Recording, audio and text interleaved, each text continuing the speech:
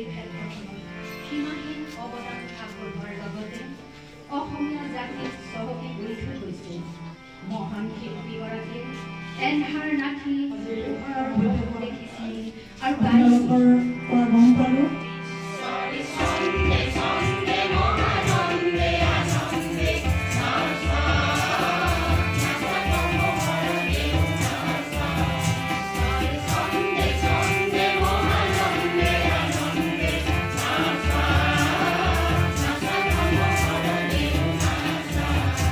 মই প্ৰথমতে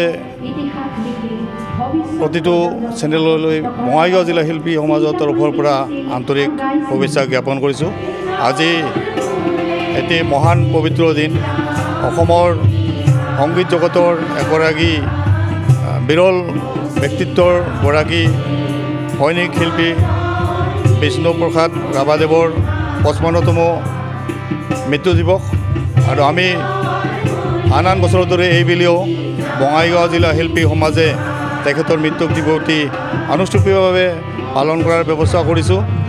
আৰু আমি এই ব্যক্তিগৰাকীৰ ক্ষেত্ৰত অসমীয়া সমাজে আজিৰ দিনত অসমৰ প্ৰতিটো চুকে কোণে তেখেতৰ মৃত্যু দিৱস পালন কৰিছে, তেখেতক স্মৰণ কৰিছে। তেখেত বিষ্ণু ৰাভা অসমৰ এগৰাকী শিল্পী, গীতিকাৰ, সুৰকাৰ, চিত্ৰশিল্পী, অভিনেতা, বহু গুণৰ অধিকাৰী তেওঁ।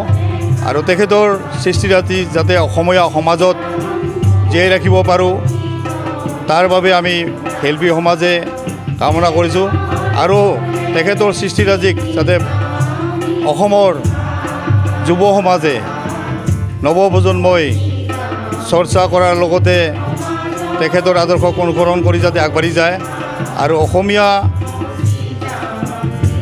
সমাজত অসমীয়া ভাষা সংস্কৃতিৰ ক্ষেত্ৰখনত যাতে তেওঁলোকে আগবাঢ়ি যায় তাৰ বাবে মহান শিল্পীগৰাকীক শ্ৰদ্ধা জনাইছোঁ।